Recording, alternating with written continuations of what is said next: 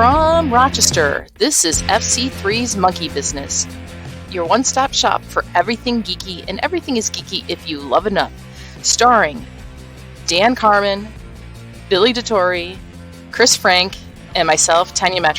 However, we only have myself and Billy with us as the two main hosts, but yet we have Ann and Deanna with us today, so we are so excited to have them join us, and we are going to talk a little bit about John Williams.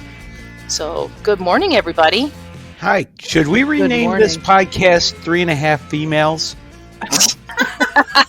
Maybe. I spent yesterday watching rom-coms. I'll take the half. Maybe? I don't know. It just doesn't seem to have the same vibe as the beginning if I'm doing the intro. But that's me. I don't know. I don't know if you're dandy. You're excellent. I'm dandy? Okay, thank you. Yeah. I like 3.5 geeks better than 3.5 women. Yeah, that kind of 3.5 chicks. 4 geeks in a podcast? Ooh. Or monkey business. Yeah. True. It gotta stay with the branding. Yeah. Yes, we're definitely trying to stay on brand for everything. But yeah, I don't know. I'm just there's definitely a different energy, a different vibe. Is that a good thing or a bad thing?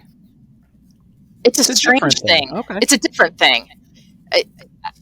I don't know, because there's definitely a different energy going, probably because we're all still half asleep.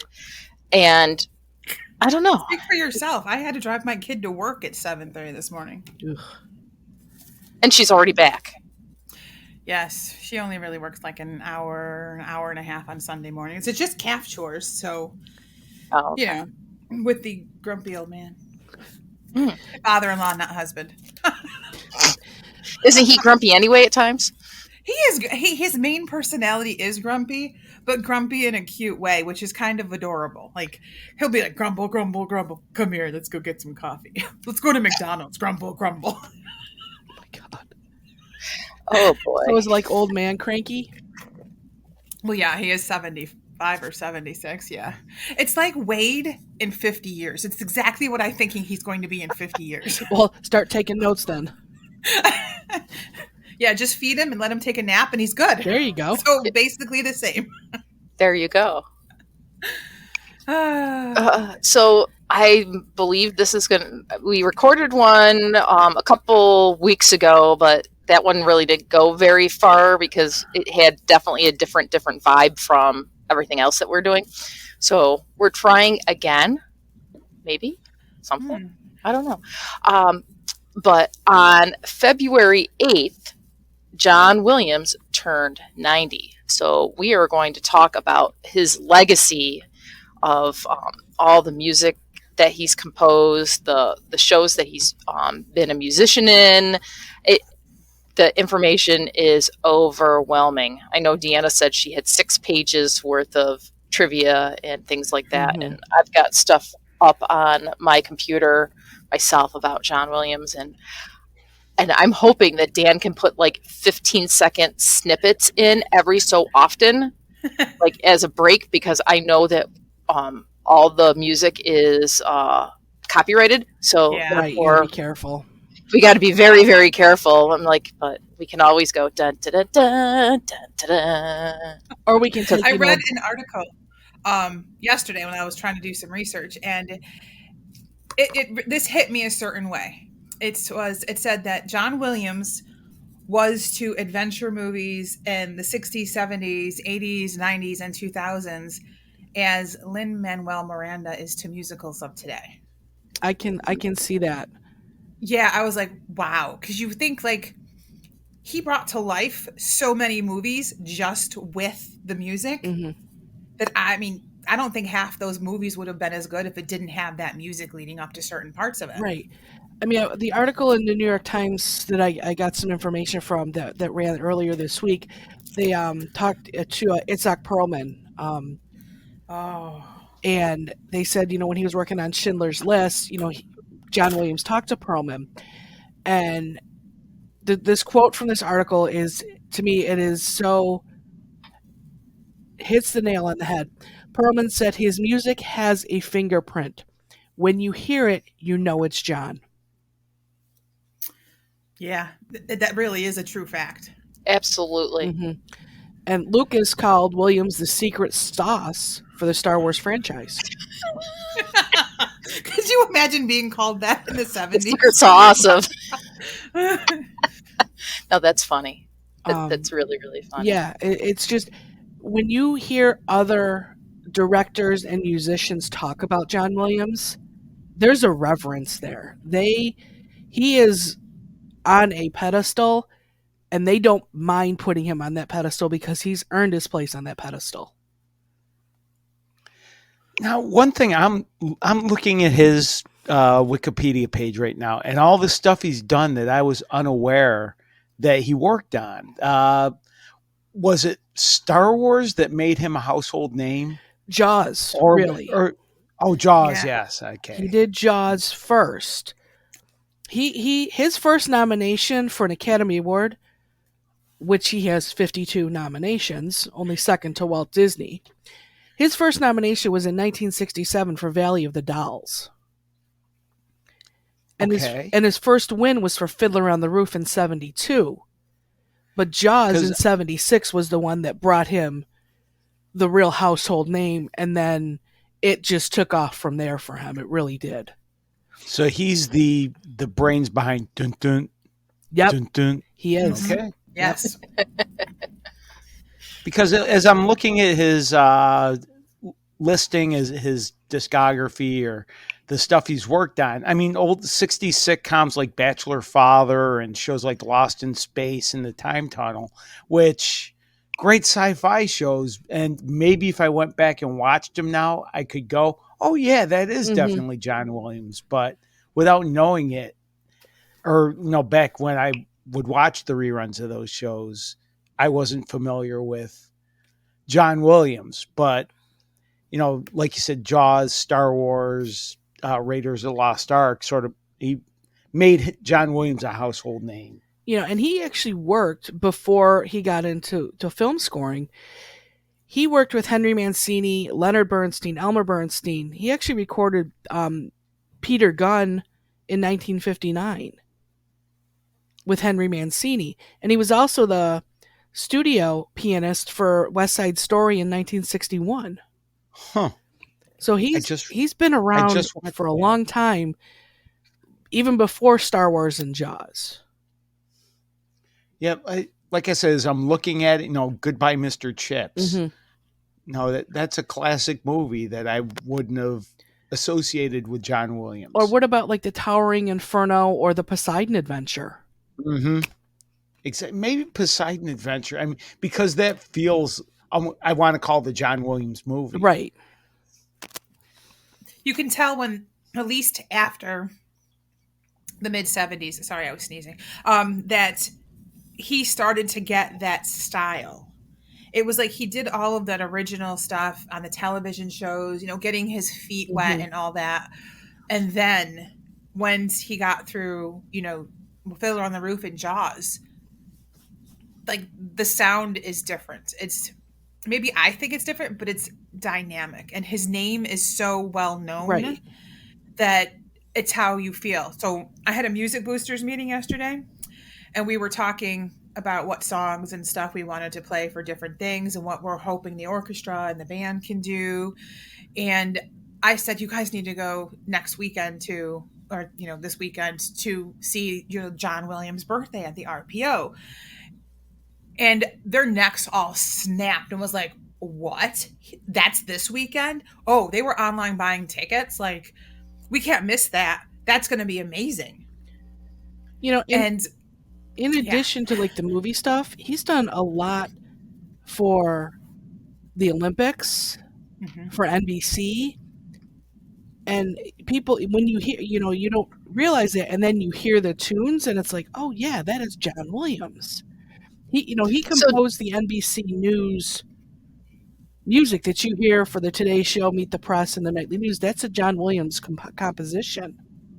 So did he do the Olympic dun dun dun dun dun dun? I believe so. I'm gonna look it up. He composed the Olympic theme in '84, which he actually won a Grammy for, and he did music in '88, '96, 2002, and he actually got an award from the International Olympic Committee for his contributions to the Olympic Games. The guy's not even an athlete, and he's getting lauded by the International Olympic Committee. Which means I was literally just listening to John Williams music, if that's the case, because I was watching the Olympics before I logged on to do this. Yep. So, and I heard the da, da, da. Yeah, he was in 1996. He was the conductor for the Centennial Olympic Games, the torch relay opening ceremonies. It's just amazing of everything that I'm seeing. That he was a couple episodes composer for Nova. In regards to the real Jurassic Park and the magic of special effects, which I wouldn't be surprised. So 1984, the Olympic theme song changed, and when it was in Los Angeles, and yes, John Williams did compose it.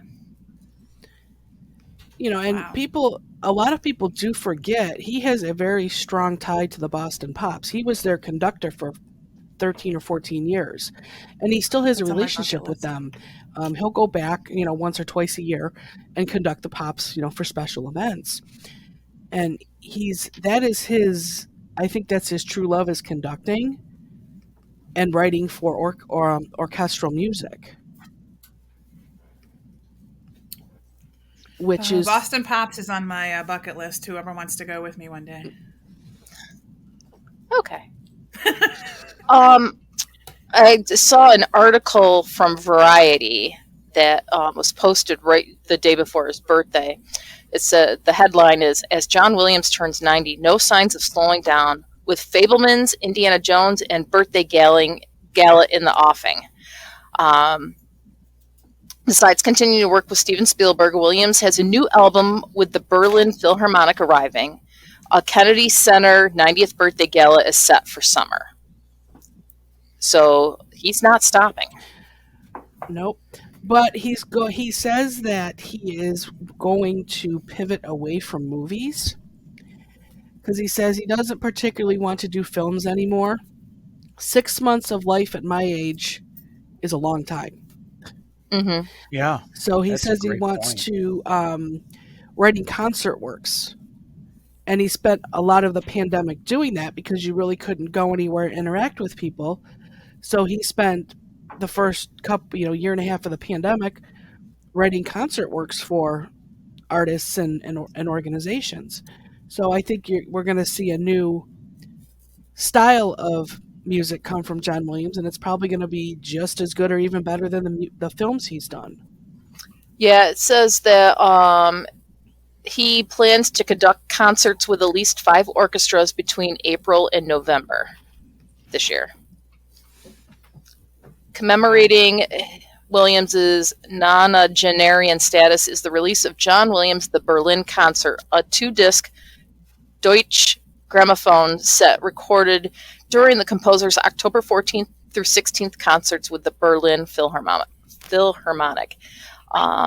The 93-minute collection includes many of the familiar signature tunes: Star Wars, Raiders of the Lost Ark, Jurassic Park, Superman, plus a few less familiar pieces, including his theme for Solo, A Star Wars Story, and his moving non-film Elegy for Cello and Orchestra. Now, I'm looking. He's known for his orchestral work, but he's so famous is the word I want to use, is that 3 of his songs have charted on the Billboard Hot 100. Yep. His son Joseph is the lead singer for Toto. Yeah, I didn't know that either. And that's fun. The 3 charting songs: theme from Jaws, theme from Star Wars, and theme from Close Encounters of the Third Kind. But the one I'm surprised isn't on this list, because I remember hearing it on the radio, is Superman, the motion picture. I agree with you, Billy. I feel that's the one movie that kind of gets lost in the shuffle of all of the works he's done. And I I don't wouldn't know. even be able to figure out the theme of it. Like for Superman, I would have to hear it. Really? Whereas, like, if you say Star Wars, the theme pops into my head just like that. If you say Indiana Jones, it pops into my head just like that. Raiders, same. Raiders of the Lost Ark, Jaws, whatever. But Superman, that one doesn't pop into my head. Well, unlike, Right away. Star Wars, where he did all 9 movies and, doing all 5 for Raiders and 2 Jaws movies and 3 Harry Potters, Superman, E.T. and Jurassic Park, he only did the first movies for Superman and Jurassic Park, and there was only one E.T. So they do kind of sometimes get lost in that shuffle because they don't have the multiple sequels to the original movie. John Williams didn't do Superman 2? There was a conflict with Return of the Jedi. I think Richard Donner wanted him to do the second one, but he had already committed to Jedi and wasn't able to do it. I'm looking for my phone now because now I And of want course, to hear Anne sends me a thing. Hold on. I sent her the theme music because like 3 bars in, once you hear it'll click in your brain. Yes. Yeah, it's 3 bars in. It's like. Yep.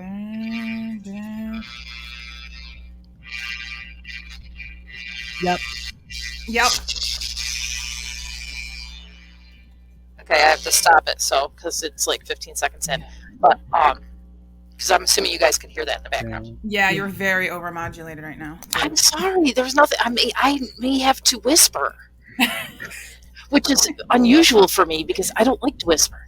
I don't know what it is. Maybe I have to go into my sound settings and see what the input is on the microphone. But yeah, now that you sent it to me, yes, I can hear it, but it's not necessarily one that I would be able to identify. Just like if you say the movie Superman, I'm just like, okay. Mm-hmm. I think some movies for me may have a different sound quality for others because I played so many instruments. But on top of that, we didn't realize how really blind I was and needed glasses for so long until like 3rd grade. So a lot of these movies, when they came out, I associated what was going to be happening based on the music because I couldn't see the screens. So if we were in the movies, unless I was sitting in the front row, I couldn't see the screen. And at home, my parents had a rule on how close you could sit to the TV.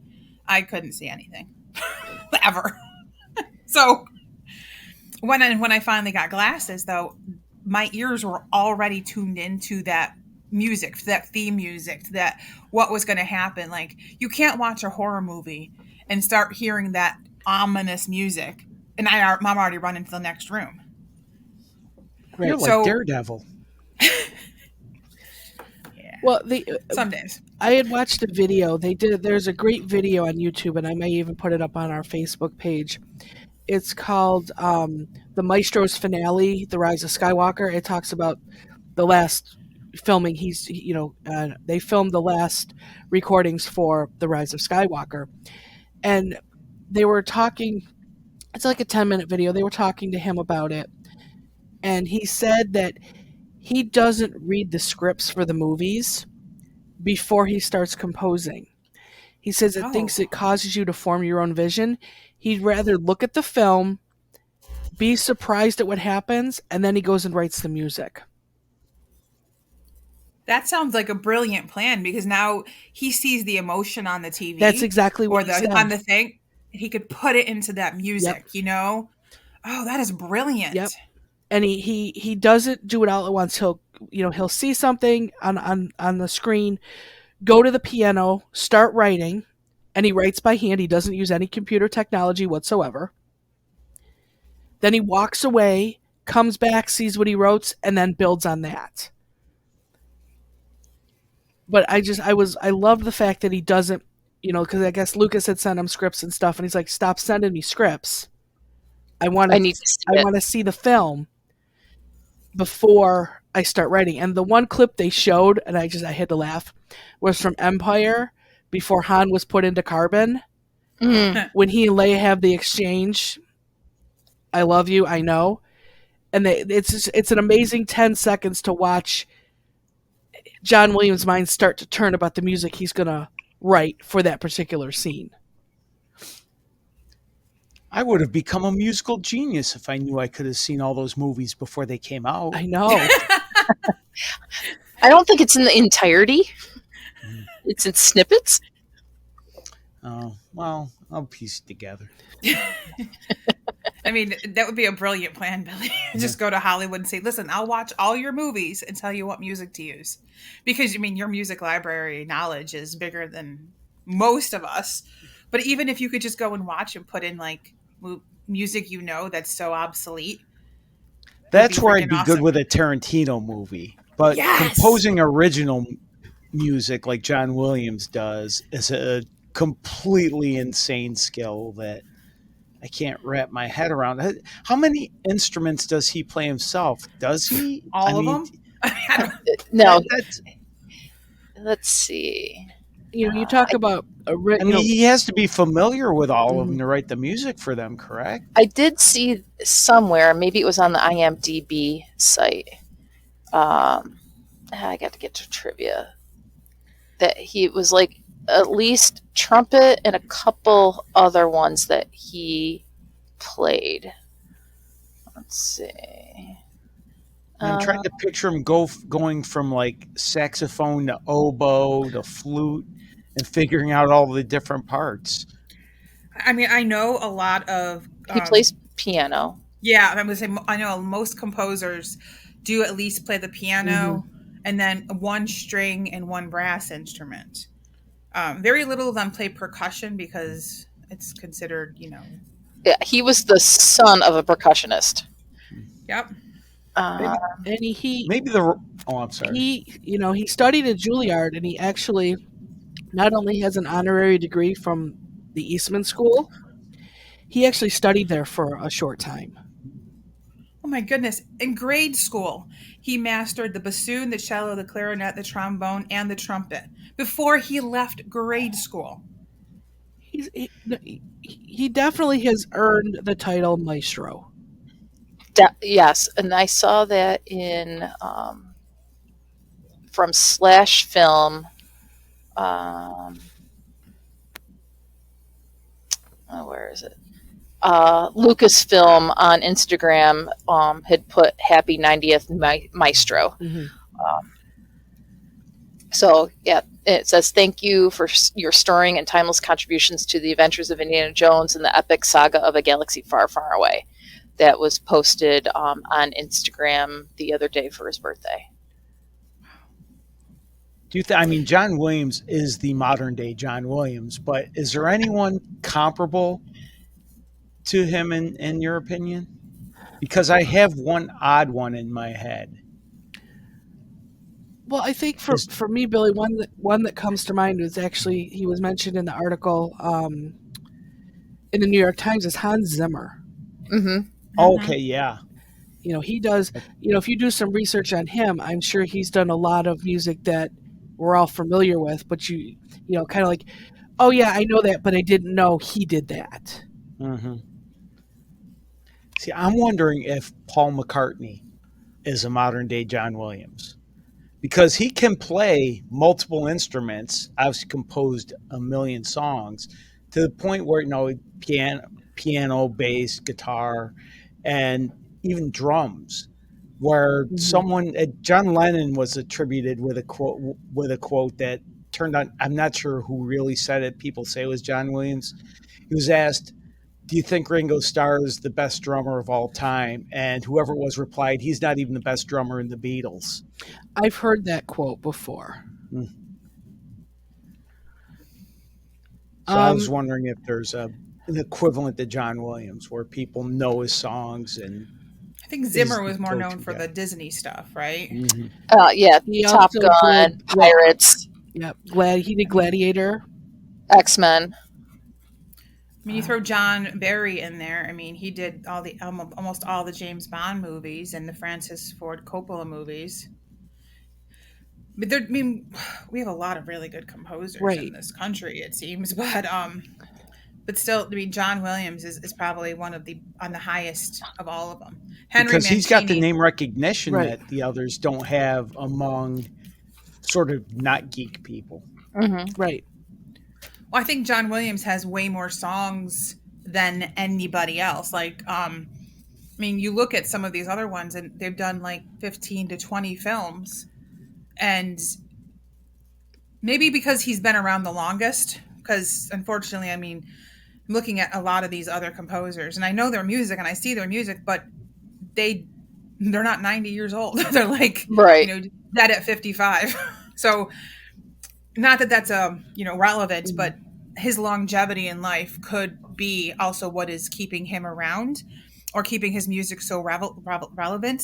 He's spanned so many decades. He's touched so many generations of music, but the films that he associates himself with are legends in themselves. And outside of the franchises, he's been composing. He's composed music for 111 movies, starting in 1958. Some of those movies include Born on the 4th of July, Saving Private Ryan, The Witches of Eastwick, JFK. Those are iconic movies that, people, those movies have won awards. They've got, high-level stars, fronting those movies. But then you add the John Williams piece to it, and it just makes them that much more iconic and memorable. Yeah, I agree. It's kind of like they play off of each other in making one good movie, one good soundtrack makes for an amazing production. Mm-hmm. Oh, the music in movies to me is just as important as the acting and writing of the movie. If the music is blah, you're going to be like, they're not capturing this moment with this particular music. It's and that's where I think John Williams has a fantastic talent, is he's able to look at a scene or talk about a scene with a director or a producer and figure out the feeling and emotion and everything about that scene and put that into a musical composition that even if you're not watching the movie, you can understand what's going on at that particular time. Vader's theme is one that comes to mind. You hear those dun dun dun dun dun dun dun dun, and you know that a badass is on their way. The Imperial Death March. You just know immediately. Right. Yeah. And it takes a special talent to capture that over and over and over again. Because think about Raiders and Jaws. You hear those first, few bars of Jaws and you're like, "Oh my God, get me out of the water."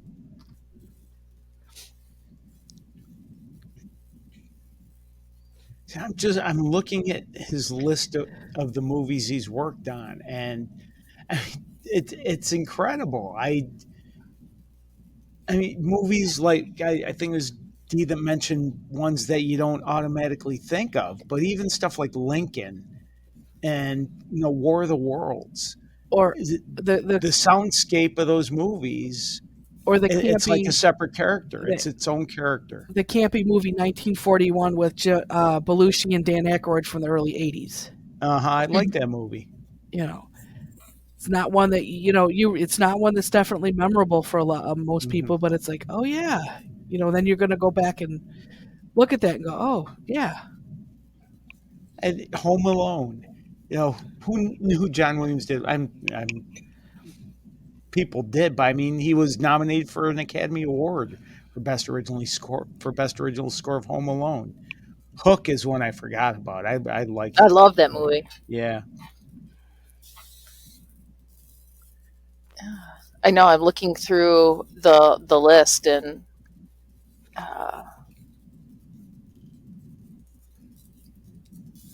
it's what he's been involved with, it's literally every genre, every style. Comedies, dramas, rom-coms. He did the music for the movie Sabrina with Harrison Ford in 1995. Yeah, I was just looking at that. I'm like, It's just his fingerprint is going to be on movies forever, because I believe that composers today and people who do music, I think they strive to be like John Williams and have those.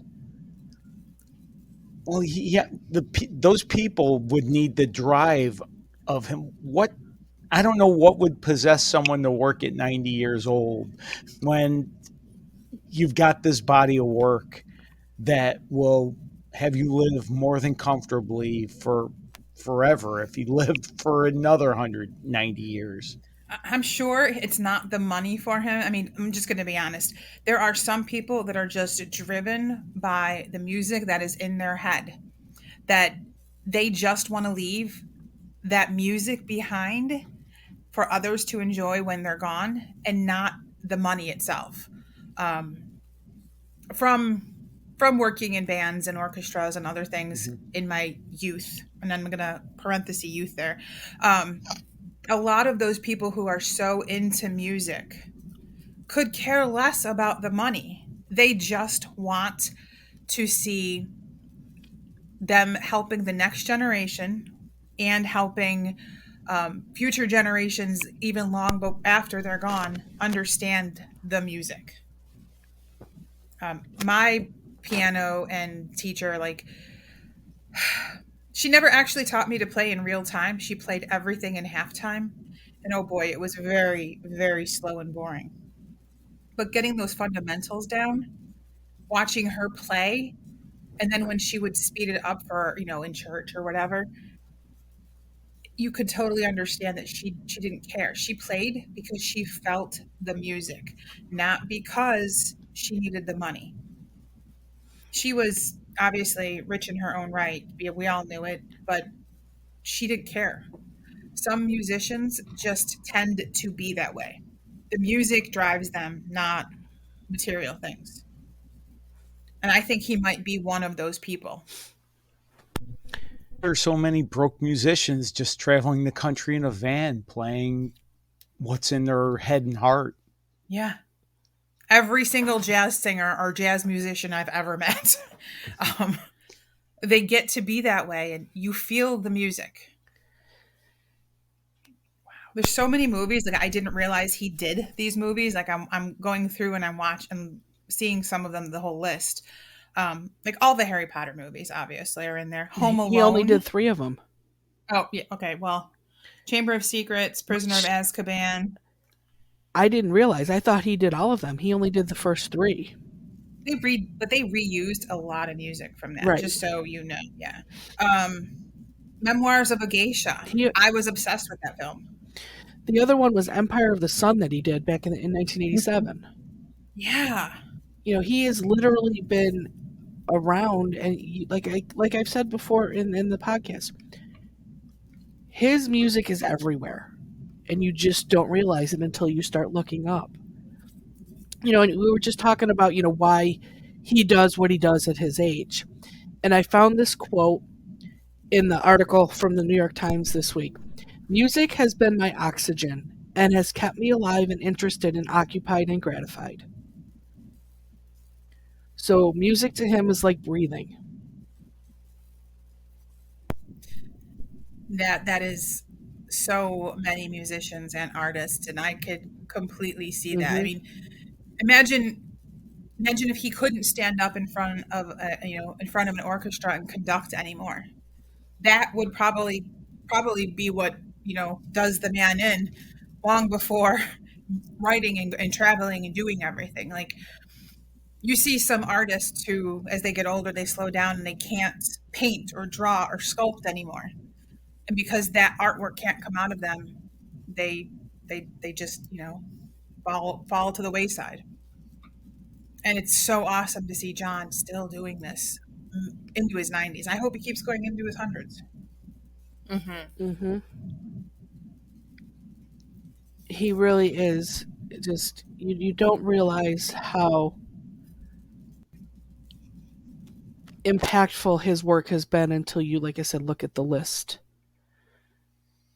and realize just how much he's contributed to film. I mean, film has not been around in the grand scheme for a long time, and he's been a part of it for most of its existence. Yeah. I mean, if you want to talk about before silent films, I don't think you could have that kind of music in them. And that was usually a piano or a band playing along with the film. Wow. So I'm just reading through this article again, and this, I think for me, this really hit home on just how impactful John Williams is. George Lucas initially rejected John Williams' scoring of the scene in Star Wars where Luke Skywalker gazes at a desert sunset. Now, if you think about that scene and think about the music that goes with it, I can't think of any other kind of music that would go with it but what Williams wrote to capture Skywalker's emotions at that point. I couldn't imagine any other kind of music being played at that point. And Lucas said, even though they may have disagreed, it wasn't about ego. It was about Williams trying to tell Lucas, hey, this is going to get the intended result of this scene. So his ability to work with multiple directors, I think, is another, feather in his cap. Because he's worked with Lucas and Spielberg, but he's also worked with hundreds of other directors as well. Could you imagine going to work on a movie and they're like, hey, can you work with John Williams? I would literally just push me over at that point. I'd be dead. Yeah. Let's take a quick break to regroup and jump into just all of the awards that he has won, from the Academy Awards to the British Academy Awards to the Grammy Awards to the Saturn Awards, all that type of stuff. So we're going to take a quick break, and then we'll come back with all that information.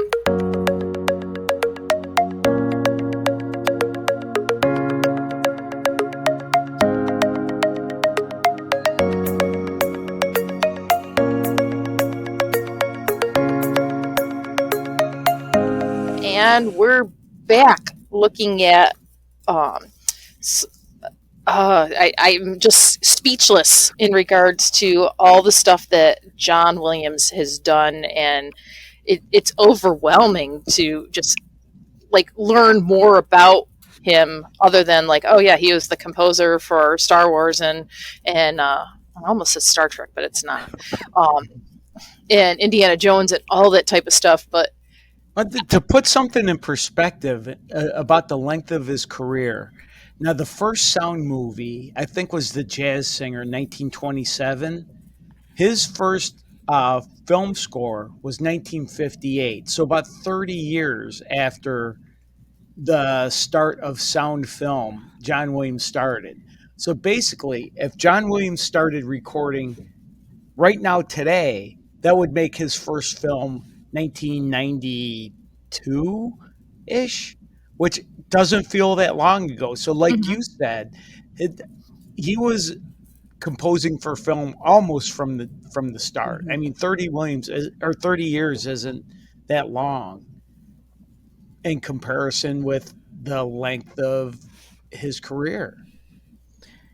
No, it's not. And when you look at, he's had 52 Academy Award nominations. Only Disney's got more at 59. But 46 of those nominations were for Best Original Score. The man is a creative genius. Mm-hmm. He won 4 Oscars for the Best Original Score and 1 for Best Scoring Adaptation and Original Song Score for Fiddler on the Roof, which we talked about earlier. Since 1988, he's been honored with 15 Sammy Film Music Awards, the longest running awards for film music recordings. he let's see. In 2004, he was inducted to the American Classical Music Hall of Fame. I don't know if we talked about that earlier. Earlier in the year 2000s, he had been inducted alongside the singer-songwriter Garth Brooks as one of the 2 inaugural inductees into the Hollywood Bowl Hall of Fame. Pairing, I want a Garth Brooks John Williams album. I demand it. Let's see. He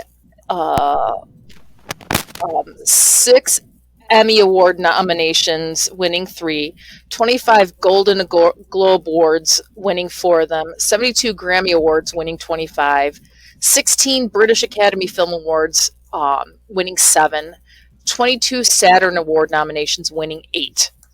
And as Deanna said, that he's second to only Walt Disney with the Oscar nominations. Looking at those nominations, I think it's just amazing. His first nomination was in 1967. For Valley of the Dolls. His 25th nomination was in 1989, which was Born on the 4th of July. His most recent was 2020 for The Rise of Skywalker.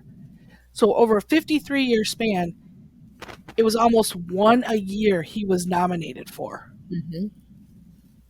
Yeah, it's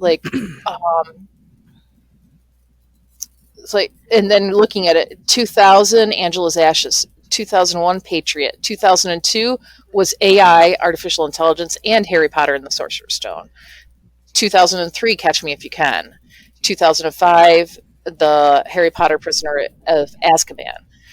2006, Memoirs of a Geisha and Eunuch. 2012, The Adventures of Tintin and Warhorse. 2013, Lincoln. 2014, The Book Thief.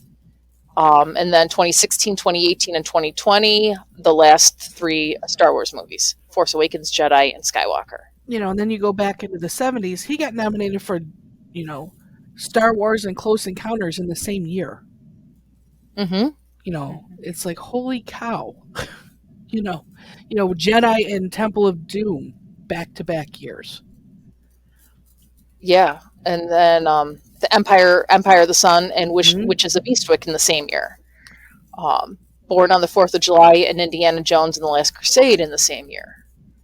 Yeah, it's just amazing to me how he can shift. You're working on a movie like Born on the 4th of July, and then you got to pivot and do Indiana Jones. Right. 2 completely different movie styles. Yet he managed to capture so good on both of them. Both films got nominated in the same year. Yeah, and the Grammys that he's won. Jaws for Album of Best Original Score written for a motion picture or television special. The Star Wars main title for Best Instrumental Composition. Star Wars for Best Pop Instrumental Recording. Best Original Score written for a motion picture or television special in 1978. Close Encounters for the Third Kind were nominated for 3, won 2 of them. The Superman main title, Superman stuff, they were nominated for 3, they won 2. Yoda's theme was nominated for Best Pop Instrumental Performance and Instrumental Composition, but did not win. Vader's theme was nominated for Best Instrumental Composition. And Empire Strikes Back was nominated for Best Instrumental Composition and won. And then it also won for Best Album of Original Score written for a motion picture or television special in 1981, along with Raiders of the Lost Ark and E.T., like right back to back. It's like 1980, 1981, 1982, nominated and won. Yeah. Nominated and won. It's like you knew if you had John Williams working on your movie, there's a good shot you're going to get the movie's going to get recognized. Absolutely. Can you imagine how many writers and just movie people are like, let's just send it to John Williams and see what he thinks. If he doesn't want to take it, we're not doing it. Like, Right. You could tell. Right. It just I'm running out of words to describe him because he's just he has the ability to compose for any kind of movie. A comedy, drama, how can you go from Home Alone to Schindler's List in a 3-year span? Definitely different ends of that spectrum. You could walk up to anybody and ask them what are one of their top 5 movies, and I bet one of them will have a John Williams piece in him. Oh, I absolutely agree with that. And they may not even know that John Williams composed the music. Yeah. Because he's been involved in so much. So I'm going to ask you guys a question. This is just, because doing all this research. Do you have a favorite John Williams composition? From any of his movies? I know what mine is. See, I want to say that Superman is mine. That's why I brought it up earlier. I think it's one of the top 3 that he's done. I think it's one that people hear it, and once they hear it, they're like, "Oh yeah, that's Superman." It definitely goes right along with the movie, and it gives you the vision of Christopher Reeve flying through the air and Clark Kent and all that. Mine is from Star Wars, but it's Duel of the Fates. To me, that is just, oh my God, that is so powerful. And just that whole song and composition, I close my eyes and I just see the scene. I see that scene and it's just amazing how it goes. The music just parallels the scene line for line. See, I don't know if I necessarily have one. I probably could narrow it down to 2. But I'm not sure it could be one. I mean, well, what are they? The Cantina song. I just love how it's peppy and upbeat, and that just it makes that perfect little almost 20s kind of feel to it, right. And I love that. Right before you had debate of who shot first. Yes. So you add that in, and then Arrival at Hogwarts is probably one of my seconds. Okay, yep. But there's so many along the way, and that has changed over the years. But the Arrival at Hogwarts, just the sheer drama of the first time Harry's looking up, you can feel the heaviness of it. Yes. I'm thinking. And I think that's important in any kind of music. When it's in movies, you're visually seeing something, but you should also feel what you're seeing. And he has that ability, and it's a fantastic ability to have to make you feel along with what you're seeing. Mm-hmm. I know when you watch, you're watching and you see that the Cantina starts to come on, and I mean, I can remember the first time I watched it, I was like, oh, I just want to get up and dance, and you're thinking something good is going to happen. Okay, and then now, it doesn't. with the Cantina, that electronic group Miko had the hit in the 70s. Did John Williams get the writing credit for that? Do you know what I'm talking about? I know what you're talking about. I don't know, Bill. We'd have to probably look that up. I don't know either, but I wanted so bad to play that song at my wedding. Like, I really did when everybody was, coming in to sit and eat. But my DJ didn't have that. I mean, he had every other John Williams song at theme from Star Wars, but he did not have Cantina.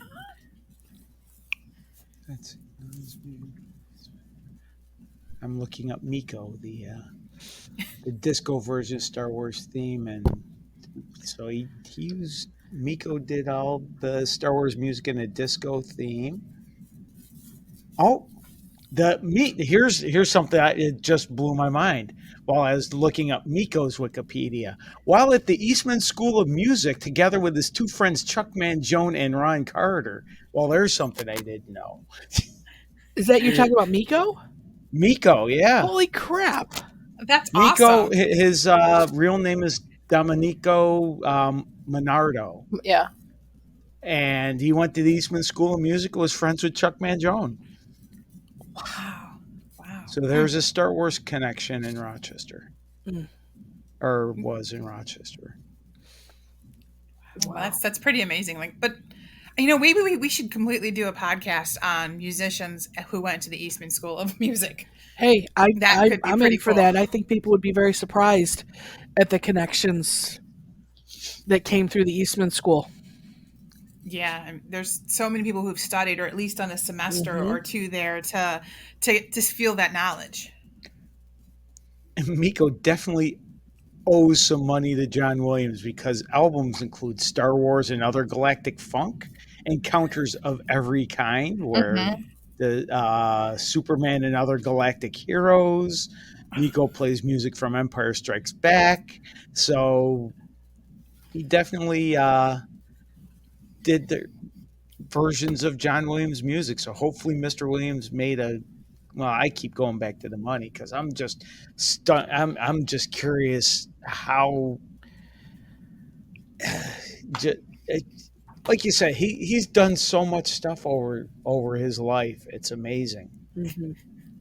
I mean, when you already have millions, what's an extra million? Yeah. I mean, in all honesty. Well, ask Metallica that question.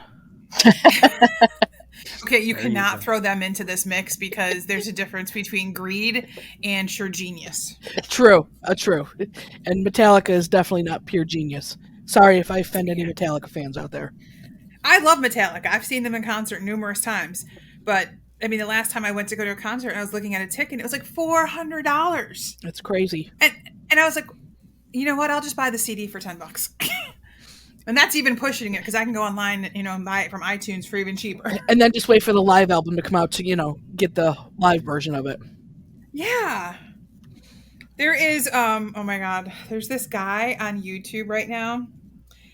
He is taking every song, any song, and turning it into a heavy metal song.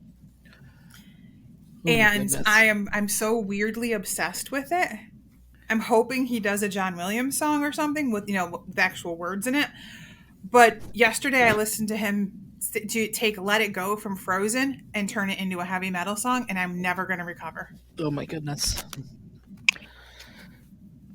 So do you guys think this, I think the audience is going to be in for a fantastic evening, Friday or Saturday when they go with the RPO. I think this is going to be real popular with the community. Absolutely. I agree 100%. I am excited to go and hear for myself. I hear there's going to be quite a turnout. I'm glad that the RPO is doing this. Mm-hmm. This is not the only event this year that will, feature John Williams music. I know they're doing Jurassic Park this summer, which will have music from him as well. Are they doing Harry Potter too? They are doing an entire week of Harry Potter. So before the pandemic, they were doing once a year one of the Star Wars movies while they played the music live with watching the movie. Oh my God. And one of the Harry Potter movies with the same thing.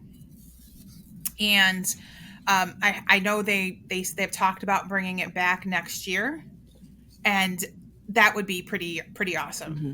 I can't imagine. I want to be sitting in the top balcony watching an Empire Strikes Back on the screen with the live music being played. That would be a perfect night out for me. Yeah. And I'm very happy that we're, working beside the RPO, with this to help them promote it and get people to say, hey, the RPO is not just classical music. They have very talented musicians that have the ability to take this music and perform it for you locally instead of having to go to New York or Los Angeles to hear it. Yes. Yeah, I was just looking at their events calendar for the RPO. At the end of April, that says Revolution Music of the Beatles that they're doing for Friday and Saturday, the 22nd and 23rd of April. May, I know Anne had already mentioned, is the end of the month is the Harry Potter. June is... I don't know if they've got anything in June. The first week, but it's Mahler, the Resurrection Symphony, so it's not anything that jumps out at pop me. Culture, right? Ish. I did see Ben Folds in there for something, and they don't have anything out for July yet. So I know their new season officially starts in the end of September or October. And I'm very excited that they've been talking about doing community as their theme for the next season, which would try to bring in a lot more of the local Rochester community, which is why we're here helping them. So I'm quite excited as somebody who's loved music my whole life. I mean, my daughter plays the violin, so it's one of those things like I can't wait to go. I would love to buy season tickets. Not that my wallet can afford it, and Disney in 1 year, but it's going to be awesome. Oh, Tanya, how much John Williams music do you think we're going to hear in Disney? Infinity. To infinity and beyond. Yeah, I know. I don't think he did that one, but no, he didn't. Actually, I asked about modern day John Williams earlier. Randy Newman. Oh, you're right. Randy Newman. You were right, Billy. Is the answer to that. Everything from The Natural to Toy Story with Randy Newman. And I only thought because I saw Randy Newman with the RPO a bunch of years ago.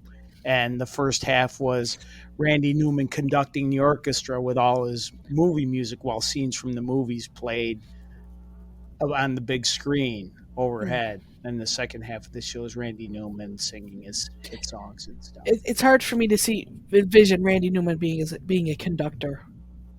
Well, but he's scored he's done movies like Ragtime and The Natural and The Paper and a ton of movies and Toy Story and all those. So, and that was a great evening of music also. So, I mean, the John Williams one is going to be insane. That's going to be off the wall. I think people are going to be very happy when they leave the Eastman this weekend. Yeah, it's just overwhelming to think about all the music that he's done, and it's just going to be like blown away this weekend. I'm looking forward to it. He really has provided moviegoers with the soundtrack of their movie lives for the last 60 years. Yeah. Well, isn't it more than 60 years? Hasn't he been doing this for like his first... 1958 was his first movie, and it's a movie you can see on Mystery Science Theater 3000 called Daddy-O. That's 64 years. Wow. That's older than all of us. Yeah. Okay, so we're going to take another quick little break, and when we come back, we'll have our question of the week, and then we'll wrap up for the week.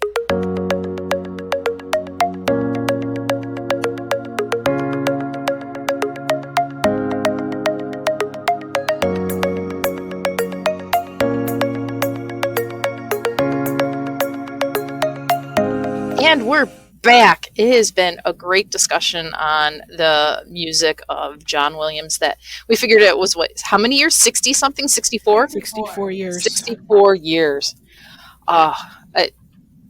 Yeah.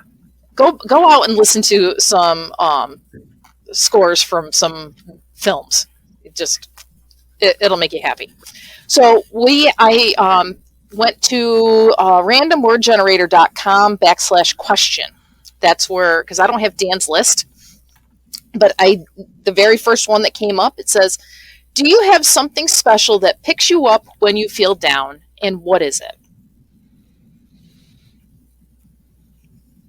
Who's going first? I was getting everyone a little chance to think, and Anne, I'll go to you first. Okay. When I'm feeling down, I usually revert back to reading one of my favorite sets of books, or a movie, or I go hug a cow. I got that option.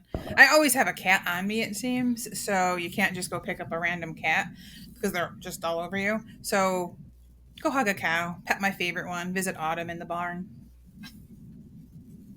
There you go. D? This is going to sound, on par with what we talked about today, but I go look for music.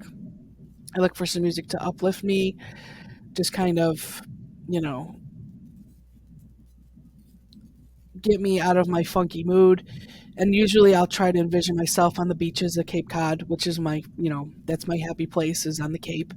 So, find some music and mind transport myself to the Cape, and that usually lifts my spirits. I have to agree with you. Not necessarily about the beaches of the Cape, because I really haven't been there that often. Oh, but we need to go there. For me, it's definitely music. And I listen to music every morning when I get up in the morning, when I'm getting ready to take a shower and things like that. And I jump back and forth with whatever I'm in the mood for at that point. But yes, music is definitely the thing that is my go-to when I'm feeling down or kind of cranky or whatever. And I just start blaring it, and then I usually go back to like some of those 80s music or the Beatles or Billy Joel or whatever. And I start singing along and then dancing, especially if it's at work through my classroom. And then the kids laugh at me and tell me to stop dancing. But that's me. Billy? It's gonna be 3 for 4 or 4 for 4 with music, because it is the thing that'll pick you up, and there's so much out there that you can find something. Whether sometimes I want something louder and harder or punkish, other times I want singer songwriter acoustic guitar stuff, and that's the type of thing that will get you out of a funk. Sometimes you want funk music to get you out of a funk. So I'm going to go with that. But also sometimes when I just need my brain to calm down, I'll turn on the TV and look for sports, even if it's a sport I don't like. Sometimes just staring at a game of some sort where I know the rules kind of gets me back on level. I love baseball. That's my favorite. But a football game, even basketball, which I'm not a fan of, but just knowing that it's something I can follow and not to think too hard about. Kind of, if my brain is in a bit of turmoil, it kind of calms me down a bit. Yep. Sometimes we all just kind of need to check our brains at the door and zone out. I do that with movies. Check my brain at the door and zone out. But I don't know. Well, in that sense, we are going to wrap up this episode of Monkey Business. I tell you, I have a really hard time with the ending. This is where I need Chris to just come in and finish it. And it was going through my mind, but while people were talking about how to do the outtake. But yeah. Before you do the outtake, we hope let's say we hope we see everybody this weekend at the Eastman. We'll be there. Look for us, and don't forget to help support the local artists and come out this weekend. There's going to be a few surprises, and I think anybody who goes is going to have a fantastic time. Mm-hmm. Yay! And this episode should be dropping on Wednesday. And Wednesday night, Ann and Tanya Ann and I, referring to myself in the third person, Ann and I will be hosting Comic Chicks, and we are going to be giving away tickets to the RPO, one set for Friday night, one set for Saturday night. So we want you to email me your favorite John Williams score. What's one that is the ultimate for you, and you will be put into the drawing for a pair of tickets and some comic swag. So on that note, do we have anything else before we go to the end? Anybody? Nope, No, I'm good. Okay. And this has been another episode of FC3's Monkey Business, a product of the Mighty Monkey Corporation, purveyors and producers of the Flower City Comic-Con, coming at you in September of 2022 on the 24th and 25th at the Total Sports Experience. We hope to see you then. In the meantime, we hope that everyone has a great week, a safe week, and we are going to hopefully talk to you again in the next few weeks. Bye. Dun, Bye. dun, Bye. dun.